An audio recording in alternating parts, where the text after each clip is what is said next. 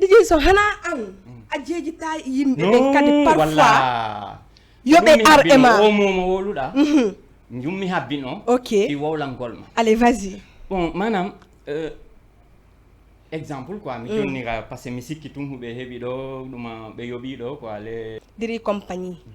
exemple quoi bon mi andawe ça parce que comme no wowlirda non peut-être ils sont venus après bon boyali ko be wondo quoi bon je les salue quoi Merci. exemple Diri compagnie mi yaha ko directeur on walla ko initiateur on lui quand comme DJ son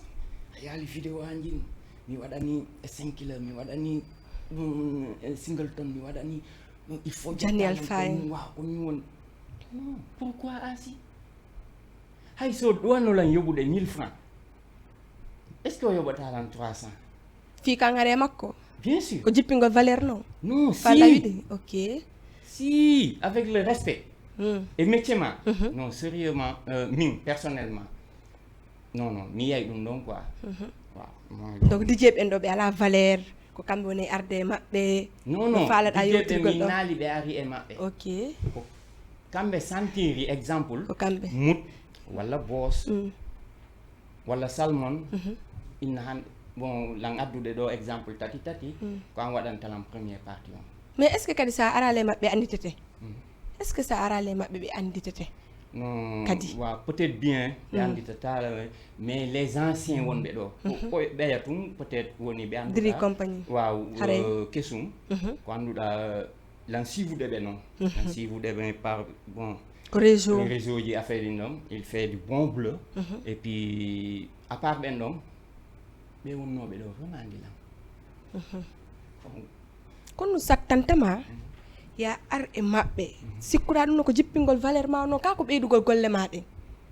non min personnellement ko jippingol valeur ko mi nangiri après hebata dum quoi manam dole voilà exemple hay simi dono landade 5000 francs binama 3000 quoi wawata parce que kan are mabbe voilà manam olof ko wawlata ko day yombu trop donc anko woni facile ko fo payda bon mi ko dum non wobbe busna andiri lando mi yiɗa ko hono pular wolirta facile koni facile si giɗo kono pular wolirta ɗum ɗon si parce que kanko ɗo andita ko kanko woni kotira wan min miñira makko mi dowa kamo wolande ɗum ɗon ka giɗo ko kanko do ala rectifiyande ɗum ɗon kono ka do ala rectifiyande ɗum abeta an yegile ɗa andi non manam exemple wonay trop facile manam min hay exemple donc DJ ben don woni facile parce que kambe arata e mabbe non min nalima ha joni be ara e mabbe quoi OK DJ son si je t'aime beaucoup oui merci je t'aime beaucoup andi Fiondu je vois DJ Son sur toi d'accord wallahi machallah non sans te mentir il andi langoy je ne mens pas mais je vois DJ Son sur toi OK si mi invite wobbe no be doga émission ne wallahi OK mais continue merci c'est bien mais yo formation inchallah en communication c'est très donc mi ala de formation mi ala formation mi anda mi anda wala ni mi yo ko dum wadi min ni yehu jonno do ya inde mi yo est ce que atata ko anda sida non wata wolu dow innu tun a wadal taw parce que andi ko yata si attention DJ son kan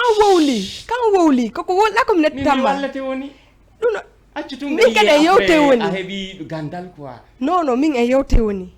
donc mi waɗa formation suda fala manto hida na mantogol de min na mantogol de mi ko an woni ɓe confirmande sida e formation